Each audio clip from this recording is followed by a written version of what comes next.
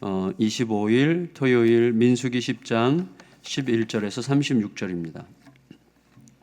지난주 토요일에 그 말씀을 드렸었는데요. 6장까지 민수기가 6장까지 출애굽 이후 출애굽 그 둘째 날 두 번째 해 2월 1일에 시작된 인구 조사로부터 시작됐다고 얘기했고 7장부터는 다시 한 달 거슬러 올라가서 1월 1일 이야기를 다루고 있다고 1월 달 이야기를 다루고 있다고 이야기를 했는데 이제 다시 이제 왔어요. 그래서 2월 20일이 됐어요. 그래서 2월 20일 날 이제 행진이 시작되는 거죠. 그래서 11절에 보면 둘째 해 둘째 달 20날에 둘째 해 2월 20일에 이제 드디어 행진이 시작됐습니다. 행진 보세요. 행진이라는 이 단어 뭐가 생각나세요? 행진 그러면 들국화의 행진이 생각날 수도 있겠는데 행진이라는 이 단어에 담겨 있는 느낌이 참 좋지 않습니까? 행진 좀 진취적이죠. 뭔가 새로운 도전을 향한 의지와 희망이 담긴 어떤 행동이 행진이죠. 근데 사실 이 행진이라는 단어가 이런 희망 어린 단어가 되려면 사실 행진의 이 방향이 굉장히 중요하죠. 방향. 어떤 방향으로 갈 건가? 동물의 세계 보면 엄청난 역량의 무리들이 쫙 이렇게 가는데 맨 앞에 리더들이 길을 잘못 인도해가지고 악어들이 득실거리는 강으로 갔다가 막 거기서 막 먹히는 거 가끔 보셨죠? 다 보셨네요. 감사합니다. 그래서 그런 거죠. 어디로 이 방향이 굉장히 중요해요. 방향이 중요하고 속도가 중요하죠. 속도. 너무 빨리 가면 또 금방 지치니까 속도. 그래서 행진의 방향과 속도를 조정하는 리더십의 기능이 결정적으로 중요하죠. 행진은 희망에 찬 것이고 기대가 있는 것이고 새로운 도전을 향한 의지와 희망이 있는 것이지만 그것이 진짜 좋으려면 방향과 속도가 아주 딱 맞아야 되는 거죠. 그래서 하나님께서는요, 이스라엘이 이게 행진해 가는 여정에 몇몇 아주 중요한 보호 장치들과 그 다음에 어떤 신호를 거기 이렇게 넣으시는 거죠. 보호 장치들과 신호들을 넣어서 이 행진이 정확하게 안전하게 진행되도록 그렇게 하세요. 그래서 오늘 그 하나님의 보호 장치와 신호들 몇 가지를 기록하고 있다고 생각이 됩니다. 무엇보다도 이 보호 장치들 중에 우리에게 가장 익숙하고 가장 대표적인 게 뭐죠? 구름이죠. 구름. 그래서 11절에서 13절인데 같이 읽겠습니다. 11절로 13절 시작. 둘째 해 둘째 달 20날에 구름이 증거의 성막에서 떠오르매 이스라엘 자손이 시내 광야에서 출발하여 자기 길을 가더니 바란 광야에 구름이 머무니라. 이와 같이 그들이 여호와께서 모세에게 명령하신 것을 따라 행진하기 시작하였는데 구름이 떠오를 때 가고 구름이 멈출 때 이제 서는 거 우리가 다 알고 있는 거죠. 그러니까 여러분, 구름은 이 행진, 이스라엘 백성들 전체 행진의 이 출발과 멈춤, 언제 출발할 것인지, 언제 멈출 것인지를 결정하죠. 그 다음에 이 구름이 인도해 가는 대로 가니까 속도를 결정하고 방향을 결정하죠. 그래서 이제 행진과 관련된 가장 중요한 것을 결정하는 게 구름이죠. 그래서 구름이 앞서가면서 방향과 속도를 결정하고 언제 출발할 것인지 언제 멈출 것인지 모든 걸 결정하는 것이죠. 행진의 가장 중요한 요소라고 할 수 있어요. 그래서 이 구름은 하나님의 손가락이다 이렇게 말할 수 있겠죠. 여러분 뿐만 아니라 이 구름은 이스라엘 백성들이 광야길을 가는데 낮에 뜨거운 태양으로부터 그들을 보호해주는 하나님의 품과 같았죠. 저 뒤에 34절에 보면 이렇게 되어 있어요. 34절에 보겠습니다. 시작. 그들이 진영을 떠날 때에 낮에는 여호와의 구름이 그 위에 덮였었더라 그랬죠. 이거는 보호하시는 거죠. 낮에 해가 상치 못하게 보호하시는 것이죠. 우리에게 구름은 1차적으로 말씀을 생각하게 하죠. 말씀. 그래서 말씀은 우리를 끌고 가죠. 그래서 우리가 언제 출발해야 될지, 어디서 멈춰야 될지. 그래서 우리 개혁주의 신학자들이 또 늘 하는 말이 뭐예요? 말씀이 가는 데까지 가고 말씀이 서는 데 선다. 뭐 이거 우리 늘 신학교 때 늘 들었던 말이거든요. 말씀이 가는 데까지 가고 서는 데 선다. 뭐 이거죠. 그래서 말씀이 구름 역할을 하는 것이죠. 그래서 말씀은 속도와 방향과 출발과 멈춤을 결정해요. 말씀이. 그래서 내가 하고 싶은 것도 못하게 하죠. 내가 해야만 될 것 같은 것도 기다리라고 하죠. 그래서 말씀이 어쩌면 우리를 제한하고 구속하는 것 같이 느끼지만 사실은 제한과 구속의 장치가 아니죠. 말씀은 우리를 인도하고 보호하고 격려하는 가장 완전한 보호 장치죠. 말씀이 우리의 모든 속도와 방향과 그다음에 출발과 멈춤을 결정하는 것이죠. 그래서 말씀이 너무나 중요하죠. 구름. 그래서 우리는 지금 광야를 행진하고 있는 중이에요. 광야를 행진하는 데 있어서 가장 중요한 게 구름입니다. 말씀을 쫓아가는 건데 말씀에 해당되는 게 또 있어요. 그게 뭐죠? 나팔이죠. 나팔. 어제 본문이죠. 어제 이성범 목사님 나팔 설명을 잘해 주셨는데 여러분 나팔 보면 이스라엘 백성들의 행진과 관련한 행동을 조정하고 결정하는 중요한 수단이었어요. 그래서 부는 방식에 따라서 이 신호가 있는 거죠. 그래서 소집하는 소리, 그 다음에 군대가 이동하는 소리, 유다 진영이 움직일 때, 루벤 진영이 움직일 때 어떻게 부는지 뭐 이런 것들이 쭉 나와 있죠. 근데 나팔을 재밌는 게 뭐예요? 백성을 향해서 불죠. 선포죠. 하나님을 또 향해서 불어요. 하나님 약속대로 이거 해주세요. 하나님 향해서 기도죠. 그래서 나팔은 선포와 기도의 역할도 해요. 그래서 나팔이 굉장히 중요한 이스라엘 백성들의 행진의 역할인데 굉장히 중요한 게 있어요. 그게 뭐냐면 누가 부느냐는 거예요. 나팔을 누가 부느냐. 나팔은 나팔수가 불지 않아요. 아론의 자손들의 제사장들만 불게 하셨어요. 뭘 의미합니까? 여러분 나팔을 부는 것은 하나님과의 깊은 생명의 소통과 관계된 문제이기 때문이에요. 그러니까 하나님과의 깊은 소통, 예배자, 그러니까 하나님의 마음을 아는 자가 불어야 되는 거죠. 나팔은. 왜냐하면 여러분 하나님과 관계가 어설퍼. 그리고 하나님의 마음의 뜻을 잘 몰라. 근데 나팔을 불어. 그럼 어떻게 되죠? 신호가 잘못 전달되잖아요. 여러분 이 어마어마한 군중들에게 나팔 소리로 신호가 잘못 전달되면 이거 대혼란에 빠지는 거죠. 아까 그 영양의 큰 무리들이 악어떼를 만나는 것처럼 그런 혼란에 빠지게 되는 거예요. 그래서 나팔 소리, 어떤 소리가 들리느냐에 따라서 백성 전체가 움직이게 되어 있기 때문에 어떤 소리냐에 따라서 국가 전체의 운명과 굉장히 긴밀하게 연결되어 있는 것이죠. 솔직히 한 교회도 그렇고 어떤 공동체든지 그렇고 나라도 그렇고 뭐죠? 나팔을 제대로 안 불면 대혼란을 겪게 되는 것입니다. 불어야 할 때 불어야 되고 불지 말아야 될 때 안 불어야 되는데 이게 불어야 될 때 가만히 있고 안 불어야 될 때 막 아무거나 불면 이거 엄청난 혼란이 있는 거예요. 그건 우리가 늘 경험하는 거 아닙니까? 가정에서도 가정의 나팔수가 누구예요? 가장이죠, 가장. 뭐 영적 제사장 우리가 그렇게 표현하는데 이 나팔수가 제대로 안 불면 이게 혼란과 막 굉장히 힘든 일이 생기는 것입니다. 그리고 불 때는 정확하게 불어야 되고 정밀하게 불어야 되죠. 이 사실 하나님의 지시가 되게 애매해요. 큰 소리로 작은 소리로. 근데 어디까지가 큰 거고 어디까지가 작은 거예요. 그래서 이건 서로 굉장히 통해야 되는 거고 굉장히 정밀해야 되는 거니까 그러니까 마음이 통하지 않으면 안 되는 거예요. 그래서 백성들이 들었는데 이거 큰 거였어 작은 거였어? 이게 좀 잘 알아들어야 되는 건데 이게 참 쉽지 않은 거죠. 그러니까 아무나 불면 안 되는 거예요. 듣는 사람도 자세히 잘 들어야 되는 거죠. 듣고자 하는 대로 들으면 안 되는 거죠. 신경을 써서 들어야 되는 것이죠. 그러니까 하나님의 약속을 향해서 행진하는 광야에서 굉장히 중요한 게 이거죠. 근데 처음에는 헷갈리겠지만 조금씩 익숙해지고 좀 더 세밀하게 신경을 쓰면 잘 분별할 수 있게 되는 것이죠. 예를 들어서 여러분 나팔 소리가 달라요.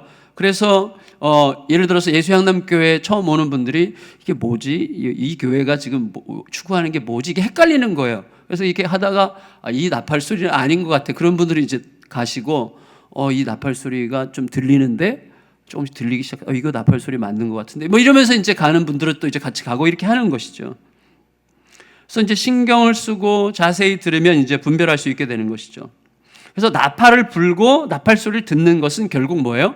하나님과의 관계가 결정하는 거예요. 하나님의 마음 안으로 깊이 들어가야 정확하게 듣고 정확한 신호를 보내는 거죠. 제가 아침에 이렇게 오늘 아침에 이렇게 타고 오면서 그 극동방송을 딱 틀었는데 극동방송에서 난데없이 이 새벽에 사드에 대해서 막 얘기하고 있더라고요. 사드 그 군사 전문가 크리스찬이 나와가지고 막 사드에서 막 얘기해요. 뭐 이분은 이제 사드 찬성론자고 막 사드가 있어야 되고 막 왜 반대하는지 모르겠다고 확 얘기를 하는데 사회자는 계속 이제 반대편에서 질문하는 거예요. 사회자가 그래도 이렇게 생각하는 사람들에 대해서는 어떻게 대답해야 됩니까? 이렇게 생각하는 사람들의 입장은 또 이렇게 뭐 여러 가지 얘기하는 것이죠. 여러분 사실 이게 복잡해요. 왜냐하면 이게 힘의 구축이라는 측면에서 볼 건지 지금 이제 사드 찬성은 힘의 구축이거든요. 힘의 구축. 대응할 수 있는 힘을 갖자는 거죠. 힘을 추구할 것인지 힘의 구축이라는 측면에서 볼 건지 아니면 국제관계라는 측면에서 볼 건지 아니면 나라의 어떤 정신이라는 우리가 추구하는 정신이라는 면에서 볼 건지 짧게 볼 건지 길게 볼 건지 백성들과 함께 볼 건지 지도자만 혼자 볼 건지 굉장히 복잡한 문제예요. 사실은. 어떤 거든지 단순하지 않습니다. 그러니까 사실 저는 제 속에서 사실 기도하는 게 저는 메르켈에 대해서 자세히는 몰라요. 목사님의 딸이고 그가 어떻게든지 하나님과의 관계 속에서 나라의 정책에 반영하려고 한다는 것 정도만 알고 있는데 이런 종류의 리더, 이분의 어떤 약점이 드러나게 될지 모르겠지만 어쨌거나 지금까지 본다면 이런 어떤 끝없이 묻는 하나님의 정신 앞에 묻는 그런 리더가 필요하다고 생각이 돼요. 우리들에게. 저는 그리스도인들이 크리스찬 리더를 뽑아야 된다라는 생각을 하지 않습니다. 예, 사실은 미국에서도 그렇고 한국에서도 그렇고 너무 그렇게 되면 그건 뭐예요? 결국 힘을 추구하는 거잖아요. 힘을. 그게 아니라 정신이 정말 하나님의 질서를 따르려고 하는 정신을 가진 사람이기를 바라요. 그래서 그가 크리스찬이 되기를 바라는 거죠. 그러니까 크리스찬이면 더 좋겠죠. 그 크리스찬이기 때문에 좀 무능해도 뽑으려고 하는 것은 굉장한 범죄가 될 수 있어요. 예, 근데 어쨌거나 하나님과의 관계가 모든 것의 핵심이라는 거예요. 사실 쉽지 않은 문제죠. 이렇게 말하는 것도 되게 무책임하게 느껴지는데 하나님과의 관계 속에 늘 들어가서 하나님으로부터 들을 수 있는 영혼이 있어야 돼요. 특히 리더십에 너무나 중요하죠. 완전한 리더가 어디 있겠어요? 그렇지만 하나님께서 개입하시는 방식을 허용할 수 있는 정신이 우리에게 늘 있어야 되는 것이죠. 그 다음에 이 행진에 나가는데 굉장히 독특한 게 있어요. 그게 뭐냐면 성막인데 성막. 이스라엘 진영이 행진하는 순서가 아주 세심하게 기록되어 있는데 14절부터 28절까지 보겠습니다. 14절부터 28절까지. 좀 길죠? 근데 한번 쭉 읽어보겠습니다. 이게 읽지 않겠습니다. 시간이 너무 없는데 나중에 집에 가서 꼭 읽으세요. 근데 보시면 이 순서가 어떻게 되는가 하면요. 아실 거예요. 근데 여기 좀 더 자세하게 기록되어 있는데 처음에 유다, 이사갈, 스불론 제1대죠. 제1대. 첫 번째 진영. 이 진영이 이렇게 행진할 때 가요. 그냥 절 보시면 돼요. 가요. 그럼 그 뒤에 누가 가는가 하면 제2대가 가지 않고 게르손 자손과 무라리 자손, 그러니까 레위 지파가 가요. 근데 게르손 자손은 성막의 덮개, 그 성막의 옷이죠. 성막을 덮는 덮개를 주로 담당하는 팀이고 무라리 자손은 성막의 널빤과 기둥, 성막의 골조를 다루는 팀이에요. 게르손과 무라리. 이 팀이 첫 번째 제1대 바로 뒤에 붙어요. 그리고 그 다음에 루벤 진영, 루벤, 갓, 시므온으로 구성된 루벤 제2대가 이제 따라가요. 그 뒤에 이제 레위인 중에 고핫 자손, 이 사람들은 누구예요? 성소와 지성소 안에 있는 성물들을 운반하는, 매서, 자기 몸에 매서 운반하는 사람, 그들이 따라가요. 딱 중간이죠. 그 뒤에 이제 에브라임 진영, 그 뒤에 단 진영이 이렇게 따라가는 형국이에요. 자, 그럼 이걸 잘 보면 이건 무슨 행진이죠? 성막을 위한 행진이에요. 사실은 이스라엘의 이 움직이는 결국 전쟁의 움직이거든요. 자, 전쟁에 나갈 수 있는 20세 이상을 뽑아서 진영을 구축했잖아요. 전쟁의 행진이지만 사실은 성막의 행진이죠. 무슨 말인가 하면 예배의 전쟁이라는 거죠. 예배의 전쟁. 이 전쟁의 승패는 예배에 있는 거예요. 그래서 성막을 지키고 보호하고 성막이 훼손되지 않는 방식으로 성막이 제일 가운데 보호되는 방식이에요. 성막의 전쟁인데 중요한 건 재밌어요. 이렇게 한 거죠. 여러분 보세요. 출발할 때 제일 처음에 유다 진영이 가요. 그 다음에 성막의 골격을 이동시키는 게르손 자손과 무라리 자손이 가요. 그 다음에 루벤 자손이 가고 성막의 성물을 이동하는 고핫 자손이 가고 그 다음에 이제 에브라임 진영과 단 진영이 이렇게 쭉 가요. 그럼 도착하는 걸 생각해 보세요. 제일 처음에 어디가 도착해요? 유다 진영이 도착하죠. 유다 진영이 도착할 때 그 지역의 안전성을 쭉 보면서 자리를 잡으면 그 뒤에 성막의 골격을 다루는 무라리 자손이 기둥 탁탁탁탁 세우고 거기다가 덮개를 쫙 덮어요. 그러면 르우벤 자손이 오는 시간이죠, 그게. 그 다음 진영이, 르우벤 진영이 도착하는 동안에 성막이 딱 세워지는 거예요. 그 다음에 르우벤 진영이 도착한 다음에 누가 와요? 고핫 자손이 오는 거죠. 성물을 가지고. 그럼 이미 세워져 있는 성막 안에다가 그걸 착착착 넣는 거예요.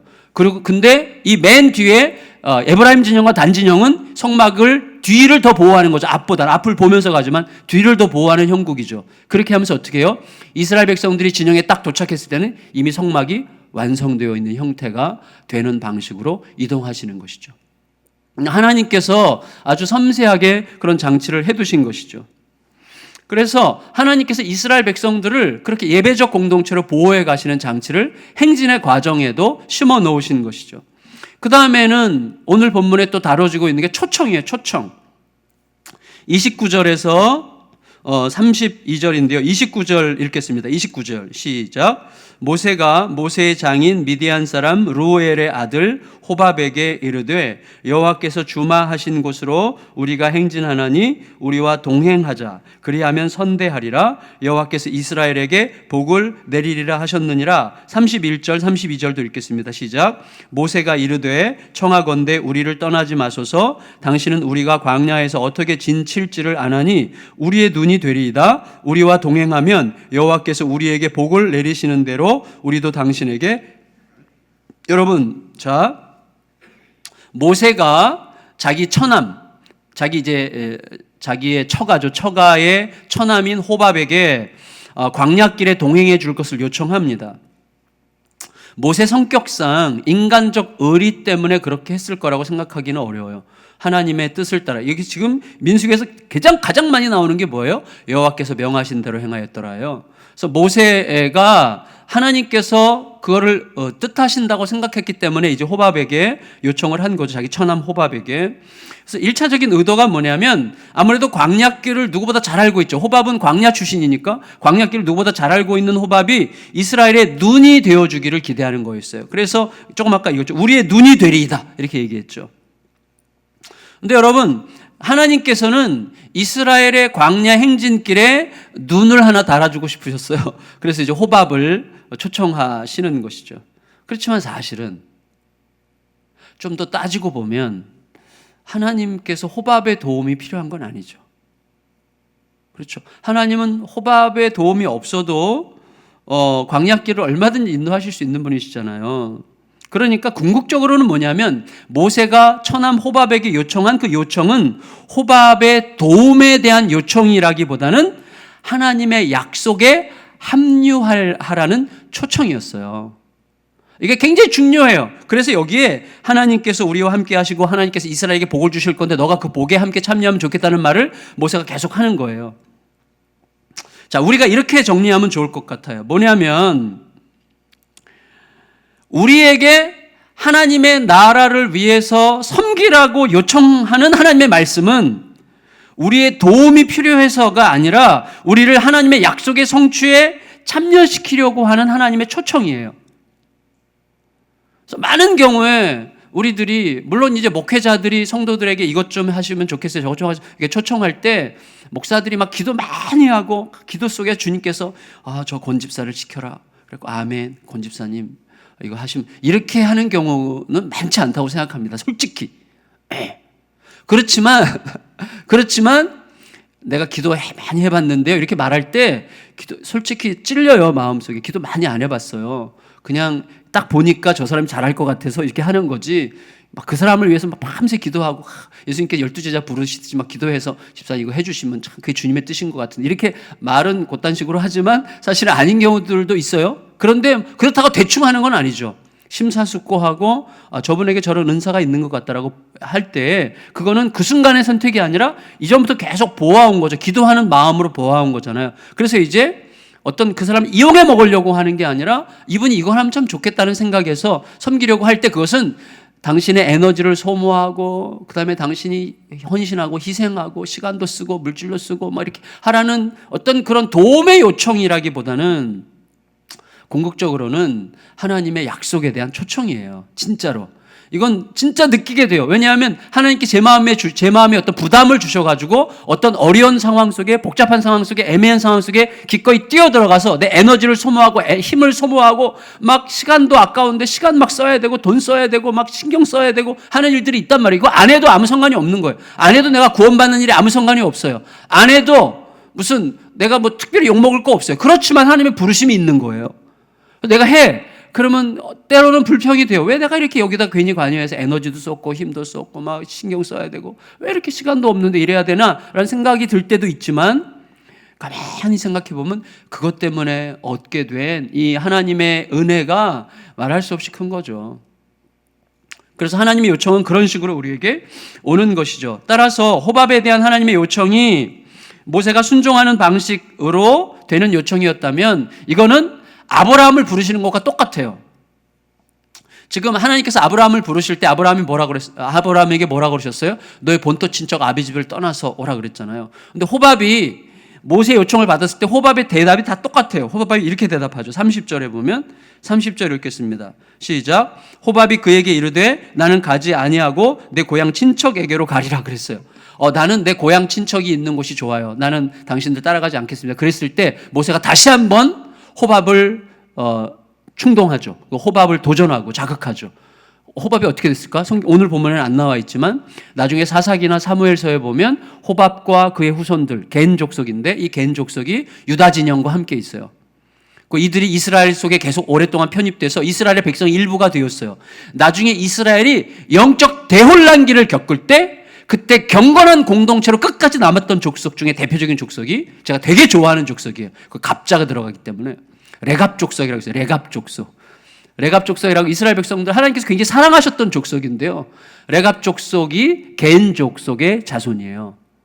그리고 이 호밥 자손, 이 겐 족속들이 나중에 이스라엘 백성들 안에서 그 이스라엘 백성의 역사를 기록하는 서기관 족속이 돼요. 서기관 족속. 굉장히 중요한 역할을 이제 하게 되는 것이죠. 어쨌거나 그 초청에 응했다는 것이죠.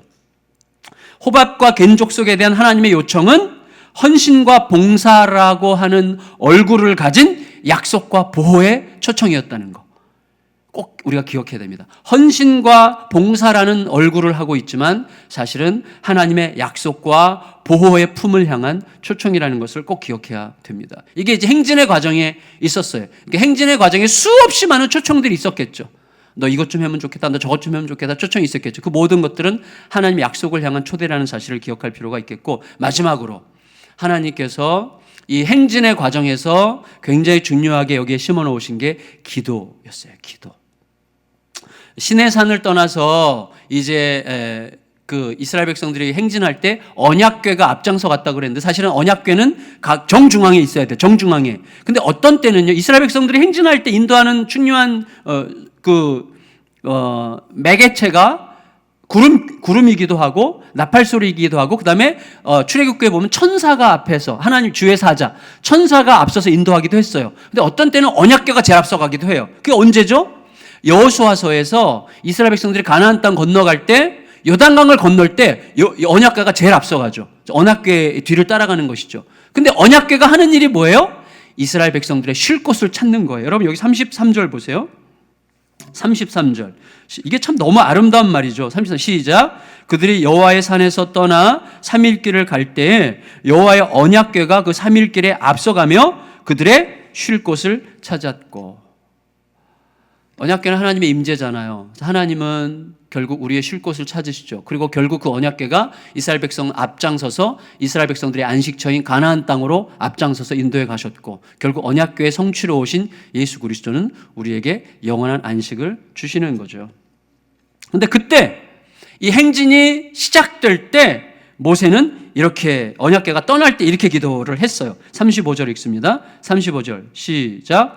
궤가 떠날 때에는 모세가 말하되 여호와여 일어나사 주의 대적들을 흩으시고 주를 미워하는 자가 주 앞에서 도망하게 하소서 하였고 그다음 궤가 멈출 때는 어떻게 했어요? 36절 읽습니다. 시작. 궤가 쉴 때에는 말하되 여호와여 이스라엘 종족들에게로 돌아오소서 하였더라. 아멘. 한마디로 뭐예요? 이 행진의 전 과정을 관통하는 핵심 주제는 뭐예요? 하나님의 보호하심이었어요. 하나님의 보호하심. 하나님은 이 광야길을 행진하는 게 희망의 행진이기도 하지만 굉장히 위험천만한 행진이라는 사실을 너무나 잘 알고 계셨고 거기에 굉장히 많은 보호 장치들을 이렇게 곳곳에 심어 놓으셨어요. 하나님의 보호하심이죠. 그래서 결국은 모세를 통해서 언약궤가 떠날 때 멈출 때마다 하나님을 초청하고 하나님의 보호하심을 요청하는 기도를 드리게 한 것이죠. 말씀을 마칠게요. 여러분, 우리는 행진하고 있습니다. 우리 모두가 행진하는 중에 있는데 행진은 험난한 거죠. 행진은 굉장히 험난해요. 그리고 복잡하고 번거롭죠. 그리고 두려운 거죠. 왜? 미지의 땅을 향해서 계속 가야 되는 것이니까. 광야에서 무슨 일을 만날지 어떻게 알 수 있어요? 그러니까 이들은 날마다 뭐예요? 날마다 한 번도 가지 못한 길을 계속 가는 거죠. 우리가 저도 아내랑 같이 이렇게 드라이브 할 때 자주 그런 얘기해요. 와, 여기 우리 생전 처음 와보는 길인데 야, 이 길을 가다니 이렇게 얘기할 때가 있어요. 근데 지금은 도로가 잘 돼 있고 가는 데마다 휴게소 있고 그러니까 얼마나 편합니까? 그렇게 말할 적이 없는. 광야는 달라요. 무슨 일이 거기 있을지, 어떤 맹수가 있을지, 어떤 적이 있을지, 어떤 사람들이 숨어 있을지 아무도 모르는 길을 광야길을 가는 거예요. 여러분, 그래서 그 광야의 행진은 두려움의 길이고 번거로움의 길이고 복잡한 길이고 힘겨운 길이에요. 그럼에도 불구하고 그 광야의 행진이라는 말이 기대되고 소망스러운 흥미진진한 소망이 되고 약속의 성취를 위한 아름다운 과정이 될 수 있는 것은 하나밖에 없어요. 뭐죠? 하나님의 보호하심이에요. 하나님이 이렇게 보호하시죠. 구름으로, 나팔 소리로, 성막으로 이스라엘 백성들을 계속 기도로 계속 지키시고 계시는 것이죠. 하나님의 보호하심이 매우 다각적으로 다양한 얼굴과 손길로 끊임없이 나타나고 있기 때문에 그건 오늘도 우리들의 삶에서 동일해요. 여러분, 제가 늘 자신에게 말하는 것 중에 하나가 뭐냐면 너 오늘 어제 산 날과 똑같은 날 아니다. 이거 저에게 늘 얘기해요. 우리가 익숙해지는 게 가장 무서운 거잖아요. 그래서 오늘도 우리가 단 한 번도 살아보지 않은 날입니다. 우리는 날마다 한 번도 살아보지 않은 날을 사는 거예요. 제가 늘 말씀드리지만 어제 교통사고 난 분들, 어제 돌아가신 많은 분들이 그 전날 뉴스로 보면서 혀를 찼던 분들이라니까요. 오늘 어떤 사고를 만날 어떤 분들은 어제 저녁 뉴스 보면서 또 불났어 막 이랬던 분들이죠. 그게 우리들이에요. 그러니까 우리는 날마다 새로운 날을 사는 거예요. 광야길을 걷는 거죠. 어떻게 보면. 그렇지만 이 광야의 길이 흥미진진하고 기대에 차고 소망으로 가득할 수 있는 이유는 하나님의 보호하심이 있기 때문이죠. 결국 우리에게 영원한 안식을 보장하시고, 이들은 영원한 안식이 저쪽에 있었지만 지금 우리의 영원한 안식은 여기에 있어요. 왜? 예수께서, 영원한 안식의 주체이신 예수께서 우리 안에 오셨어요. 그러니까 우리는 그런 완전히 보장된 상태 속에서 하나님의 보호하심과 함께 광야길을 걷고 있으니 힘들지만 희망 속에 걸을 수가 있는 것입니다. 그 은혜로 우리 모두가 구름을 보시고, 하나님의 구름 어떻게 인도하시는 거지? 나팔 소리를 들으시고 성막 예배를 놓치지 말고, 그다음에 하나님의 초청을 지나치지 말고 기도하면서 이 광야길을 흥미진진하게 잘 행진할 수 있는 우리 모두가 되기를 예수님의 이름으로 축복합니다. 우리 같이 찬양 부르고 기도하겠습니다.